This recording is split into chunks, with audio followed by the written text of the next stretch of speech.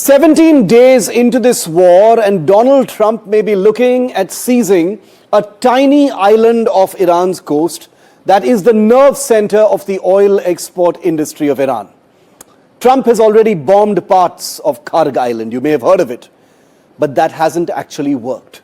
Iran is still exporting oil, still funding its counteroffensive, including long-range strikes on Gulf countries, and the Hormuz blockade is still squeezing the world economy.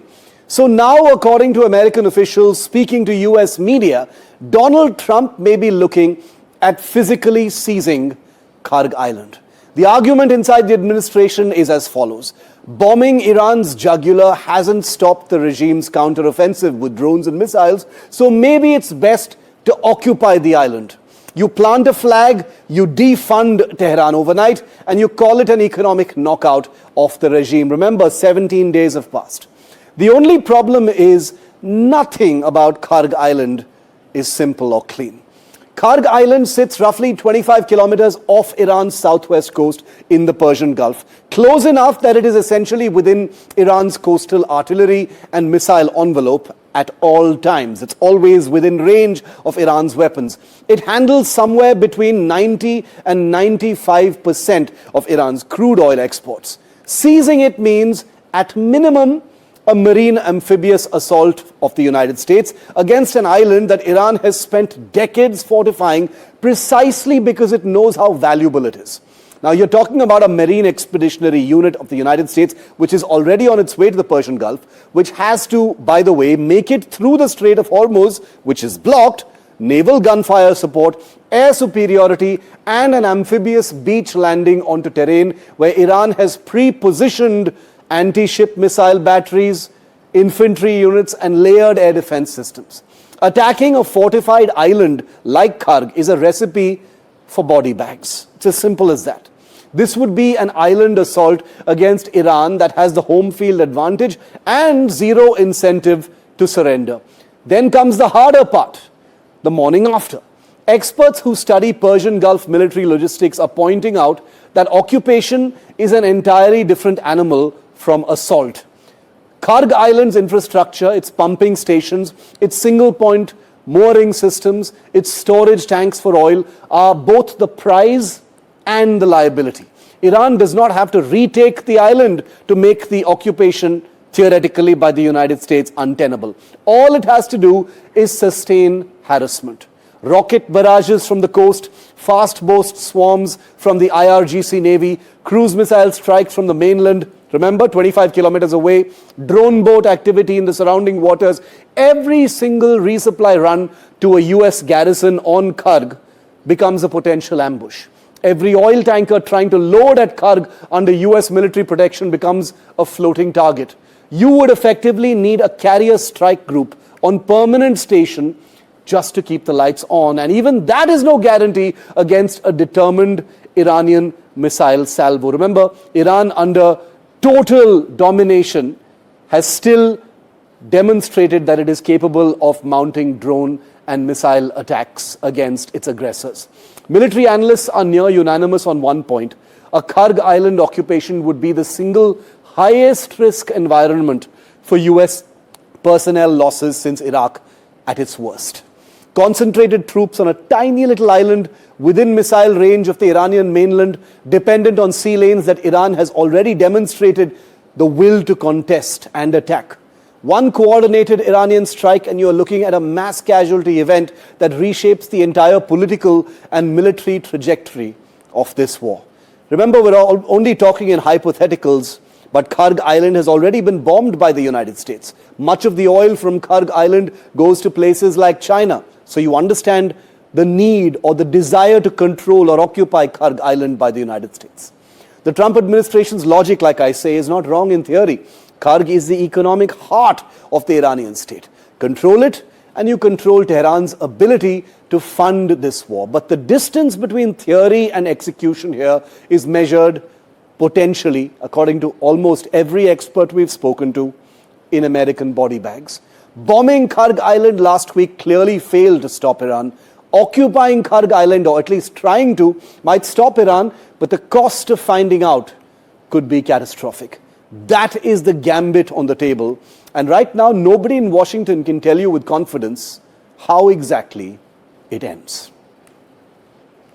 Okay, let's go straight to our experts today, because US officials speaking to American media, including Axios, have said that occupying Kharg Island and severing it from Iranian control is one of the possibilities going forward. Remember, we're on 17 days of war. Joining me live, Daniel Silverberg is a well-regarded foreign policy expert. Dr. Mohammad Haider is an economist and Iran political analyst. Welcome to the both of you. Daniel, I'll come to you first. All this talk of Kharg Island, which was actually targeted last week by United States Air Force fighters, some of the military installations there were struck. Now there are interviews that are being given by the Trump administration's officials to some media in the US saying, occupying or controlling Kharg Island would be the logical next step, and it's very much on the list of possibilities coming next.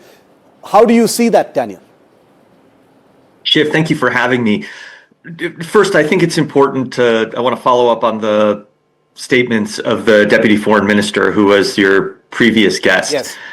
It's rich for an Iranian official to talk about criminal aggression by the United States when Iran's security forces likely slaughtered more than 30,000 protesters. These are innocent protesters out on the street, and that Iran has supported terrorism for decades. And just this week has targeted civilian infrastructure in the UAE, Oman, Israel. This is not a victimless regime, and it's important to understate that, because this is how the Trump administration and key congressional supporters of the president are viewing the situation. Now, that said, no question, this administration has in some ways backed itself into a corner, which is why Kharg Island is now in play. You have congressional Republicans who I have to think are starting to get quite nervous about the cost of gas increasing. And remember, it's not just gas. You have to look really closely at diesel prices, because diesel prices are truck prices. That's what truckers use. Truckers are integral to the U.S. economy. They're the ones who are carrying U.S. goods throughout the nation, and you're going to start seeing food prices increase in the U.S., and people are going to be asking, why am I paying for this war? So the administration is going to be under political pressure to wrap this up. Yeah. That's why I think the administration is starting to think about options such as, should we pursue escalation dominance here and take Kharg Island, stop the flow of oil? Now, there are any number of other ways that the administration could do that. It's frankly galling for national security experts to see that Russia is the one benefiting from this, that oil continues to flow to them. But no question, seizing Kharg Island is seen as the principal way to stop Iran and force them to back down. Okay. Dr. Haider, same question to you. Kharg Island appears to be the big topic of conversation, among planners in the United States right now. How do you see it? Obviously, it's easier said than done, militarily speaking, but the logic exists, and that's why it's on the table. Your views, Dr. Haider?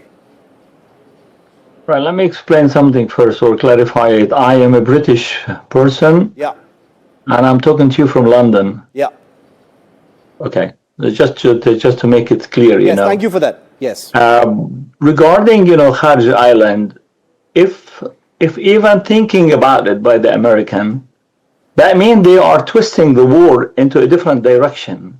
I mean, they are occupying a country. They are occupying a country illegally. And this is not the joke.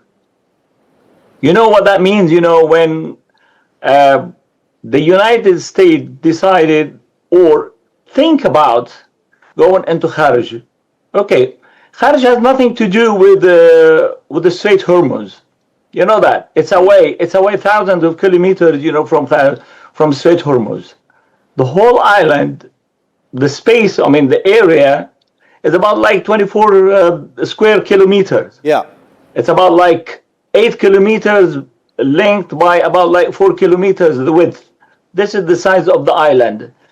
You think, the world or the American would like to see a different level of war because they want to go to the Kharg Island because it has like the most sophisticated, let's say, petroleum equipment and storage. By the way, the island has about like 45 storage tanks. This is very clear, if you go to Google Earth, you can see the details. And the question is whether the American decided to go, where they go from. They go by land, by air, or by sea. Definitely they are going to come from one of the Gulf countries. And that's a breach of the international law. And according to what your guest, is saying, that terrorist organizations and terrorist country, the United States of America is the most terrorist country in the world. Through the last 50, 60 years of making wars almost everywhere. From Nagasaki and Hiroshima until today. Let the history speak, and talk. The Americans cannot live without a war. And the Americans are becoming now a new colonial power. They want to take Greenland, they want to take, Mexico, they want to take Panama, they want to take Canada, they want to take more land. And they took the oil, in Venezuela. This is the big robbery on the world. It's like, piracy. This is what it is. But you have to remember that. Look, every trial, a military or non-military trial by the American in Iran, it failed. And the history will tell. And now it will happen again. It's not easy. Look, the Iranian people are different people. The Iranian system is a different system. The doctrine is a different doctrine, right? It's a completely different. You don't know who you're dealing with. If the Americans are able to finish this war, they would have finished it in 2 days. Why it hasn't finished?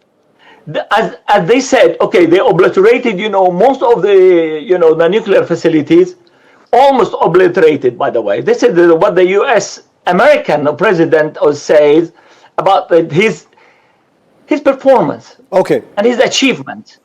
And he's been saying that for the 15 times, Iran's finished, war finished, we are winning. This is just like a comedy. No, the war hasn't finished, Mr. Trump. The war hasn't started, right?